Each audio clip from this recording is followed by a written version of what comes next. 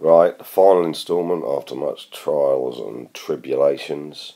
Okay, Predictor Paper 2 with Mass Genie, like I said, on every other one. Genius, absolute genius stuff. It's all free. Whoever does it needs a massive pat on the back. This is part 4, this is the AA star stuff. It's the last few questions, last 4 questions I think. Here we go. Right, first of all, I'm just going to fit this onto the screen. And we've got a couple of similar bottles. So where is it? Similar is there. Okay, we've got a height of 32. Don't know this one's height. So, oops, jeez, what is wrong with me there? That's terrible. Okay, we've got similar bottles. So that is what we're going to have to find. It says find height correct at 3 significant figures. Now we've also got some figures that we can compare. Now these are volumes. Now if we work out how to get from 2000 to 500, that'll give us a clue. That'll give us the scale factor cubed. Okay, and that is divide by 4. So the scale factor, okay, because that's volume, is going to be scale factor enlargement, the cube root of 4, which is a bit of a stinker, but that will give us, that sort of justifies the 3 significant figures bit.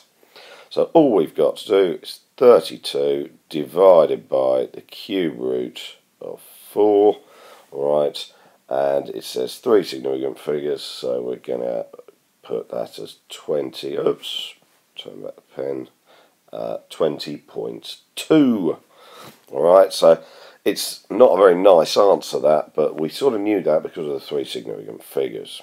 Cool, next one, we've got a histogram, alright, now the trap most people fall into is that they forget to do the frequency density. Alright, they end up plotting the frequency, alright, which is wrong because the groups are all different sizes. Now to find the frequency density, I need to do the frequency, so in the first one's case 16 divided by the group width, which is 20. 0 to 20 is a group width of 20, so the second one 27 divided by, or 20 to 30 is 10. So if I continue doing all those, that's 0.8, 2.7, we've got 36 divided by 15, which is 2.4, and I've got 6 divided by 5, which is 1.2. Now, as per normal with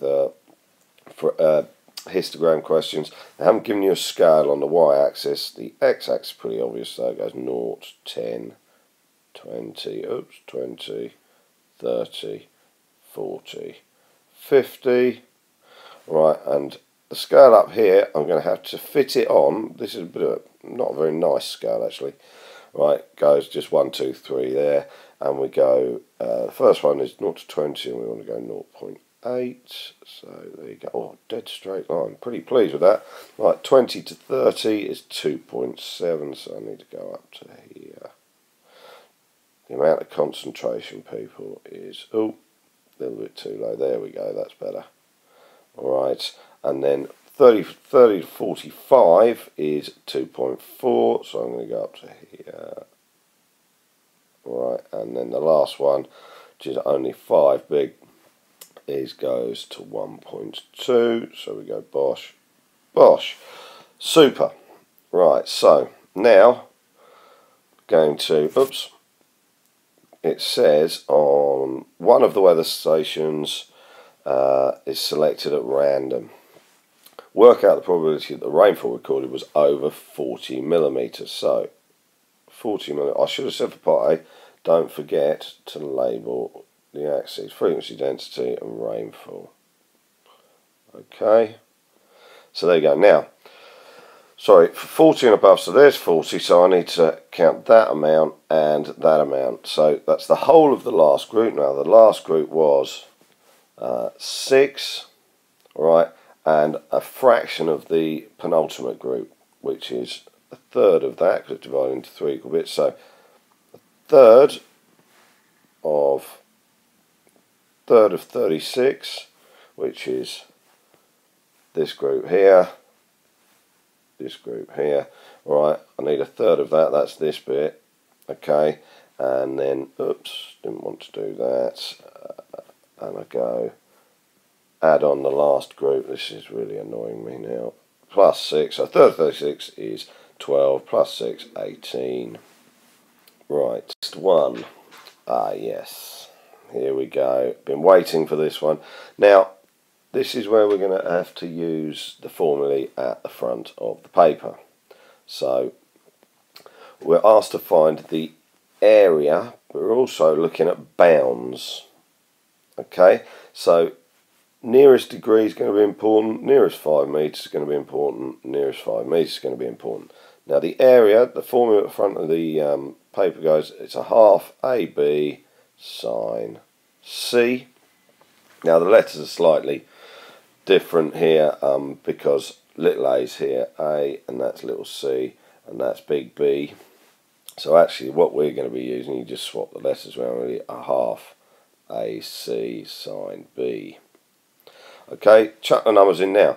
We're going to have to, I'm just going to rub those out so we can see them again. We want the upper bound. So here we go.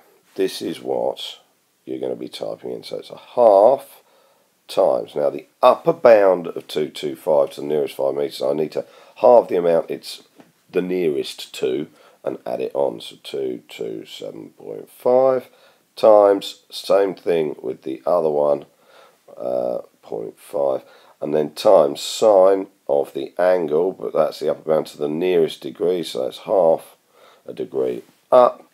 Throw that in my calculator, make sure there's a degrees, a D, whatever you want to call it, and that comes up with, well, when I'm going to round it a little bit, 15580. Last one. Okay, so this one, been waiting for this. It's a triangle, alright, and we've got to find, we've got to prove something actually. So it says show clear algebraic working. Show clear algebraic working. So we're going to have to mess about with these measurements, alright, in order to get what we're looking for. So it's going to be something to do with trigonometry. It's either the sine rule or the cosine rule. Now the sine rule requires two angles. Whether you're given them or whether you're finding one, it requires two angles. We've only got one angle of 60, so we're going to be using the cosine rule. So if you turn to the front, the cosine rule will be written as a squared equals b squared plus c squared minus 2bc cos a. Alright, now we've got little a here, we've got little b here, we've got little c here, and the angles are the big ones. Alright, so let's swap in stuff. So 2 root 7 squared equals little b squared, 2x minus 1 squared, plus little c squared, 2x plus 1 squared. Now that is no coincidence, minus 1 plus 1. Okay, you'll see why in a bit. 2 times, what was it, bc, so 2x minus 1. I'm going to struggle to fit this on here, and then plus 1, and then times, and I'm going to have to go underneath, cos 60. Now that 60 is also no coincidence, because cos 60 is actually, when you stick in your calculator, a half. So that half is going to cancel out with this 2 here. Right, and so actually all I've got is 2x minus 1 and 2x plus 1 to multiply together. Right, if I just move that up a smidge. Here we go. So multiply everything out. You can obviously use your calculator if you need to. I get 28 equals, alright, 4x squared minus 4x plus 1 plus 4x squared plus 4x plus 1. Alright, so the plus 4x minus 4x is going to cancel. Minus, now the half and the 2 cancel out, so I'm just going to get 4x squared minus 1. Now, I'm actually going to put that in brackets because this minus here, right, this minus here, okay, is something to do with the whole thing here. And so we've got a minus, minus, minus, minus, there and there. So we've got to be really careful.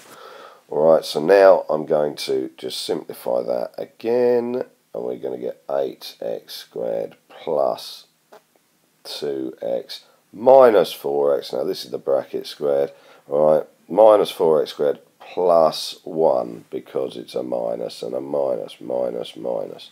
Right, simplify yet again, and I get 4x squared plus 3, and so therefore 4x squared equals 25.